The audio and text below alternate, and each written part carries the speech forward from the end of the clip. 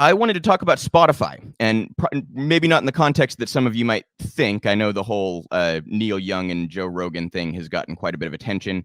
I'll just very briefly on that one, you guys. I don't like getting into the personality spats. I really just don't give a fuck about Joe Rogan. I really don't. I'm not like in favor of censorship. I also think Joe Rogan very often puts his foot in his mouth. If you want to sit there and listen to Jordan Peterson bloviate about the climate and race in a tuxedo, that's your fucking business. I think it's a waste of your time, but that's your fucking business. So I just think all of the hoopla is kind of a distraction from real issues. That's my general view. I think Joe doesn't seem like a malicious dude, but to be quite frank, he seems quite ignorant on a lot of issues, and he seems very easy to sway based upon who he is sitting there talking to. So his views seem to kind of, gravitate towards who he's interviewing. And to be fair, he doesn't pretend to be a political commentator. He's doing a more general podcast. So I'm not, it just is what it is. But I just don't really care much about Rogan or what anyone else's views are on Rogan. I don't think he's like, it just is what it is. You know what I mean? The reason I wanted to talk about Spotify is because of how horrifically they treat artists. And I think this is the story that Spotify should be having to hear about, and should be getting pushback for. So this is a clip from More Perfect Union about Spotify's treatment of the artists that make them their money. Spotify right now, listening to my band, you would have to stream one of our songs 786 times for me to be able to buy a single cup of coffee. In order to earn the equivalent of a standard living wage, we would need, with 4 members of our band, 2.6 million streams per month. Our current streaming rates fall far short of this. In fact, 82% of musicians earn less than $270 a year from Spotify. The average amount per stream is 0.0038. If you have a record label, the rate goes down way more because then you're sharing with the label. I averaged to about 1/10 of a penny per stream, and that's for projects with multiple musicians. Divide that by 4. I don't even know how to graphically show that, like 1/4 of a 1/10 of a penny. We are demanding a cent per stream for our music on Spotify. My name is Liz Pelly. I'm a writer, and for the past few years I've been writing about music streaming from a critical perspective. Streaming services like to promote this narrative that streaming saves the music industry and record industry profits have never been higher. In 2006, the music industry was collapsing. Piracy was killing it. We believed there had to be a better way, so we founded Spotify.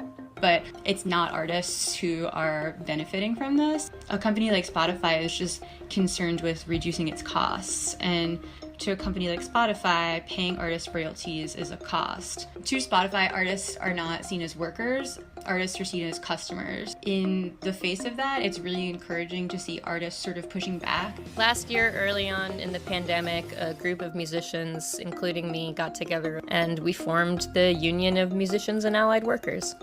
Justice at Spotify is a campaign UMAL launched. We've had over 30,000 artists sign on to our demands, and we had in-person actions and petition deliveries at offices all over the world. Spotify responded just with a corporate PR push. It was a crisis with COVID because musicians had no ability to tour, and they're not getting a lot of the income that comes from streaming. There really isn't much income for musicians.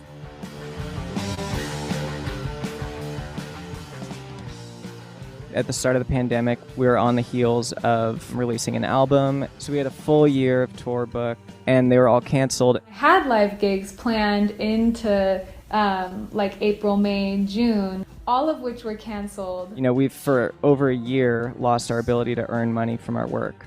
But just during the pandemic, we've watched Spotify's valuation triple while artists continue to struggle. Spotify also just raised its rates on its family plan. Of course, musicians have not seen any kind of a raise. So a cent per stream would be extremely easy for them to pay.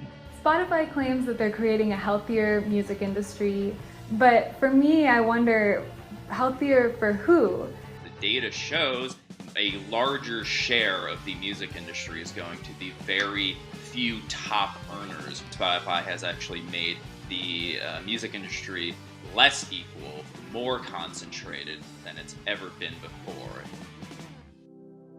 The idea of like the like millionaire rock star or whatever, to me, this is just used to prop up what's an extremely broken and exploitative system built on the backs of workers. I think the overall effect of all of this is that music itself is being devalued, and I'm worried for the future of music if we treat music this way. A penny per stream is just really not a lot to ask. That's kind of all there is to it.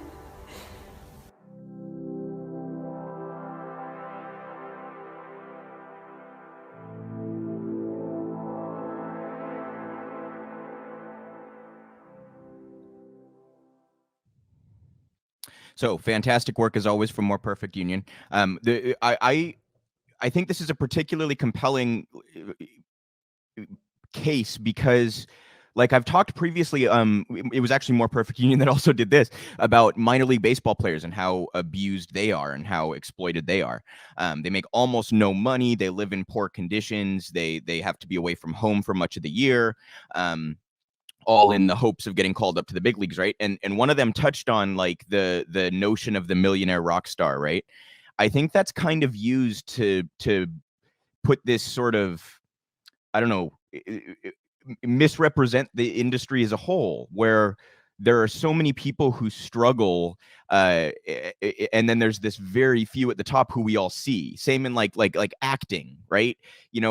How many cocktail waiters are out there, struggling to get by, trying to find their way as an actor or an actress. I mean, there are these industries where we see only the very most successful, and we assume that's representative of the entire industry.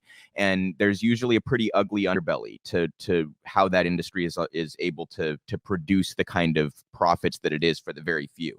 And this is one of those, Spotify contributing to that.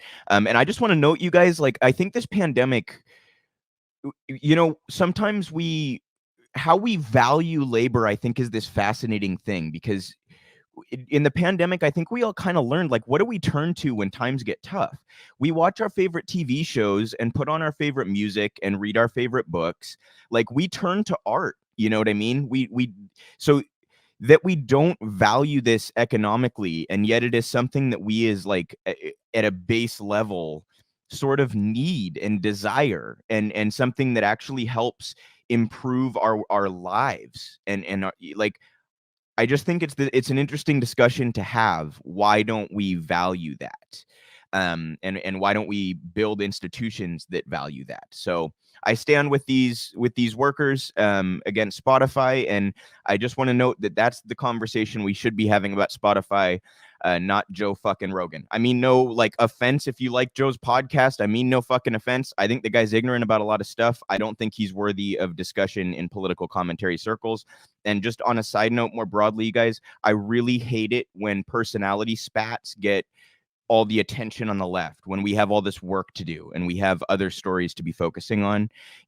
Like when people start screaming at each other about Jimmy Dore or whatever, like all that stuff just drives me up a wall, you guys. Just drives me up a wall. Could give a fuck what you think of Joe Rogan. I could give a fuck what you think of Jimmy Dore. I'm here to talk about labor issues and political issues and how we can fight for a more just society. You know what I mean? Like I really don't like it when the left starts doing the like celebrity gossip shit.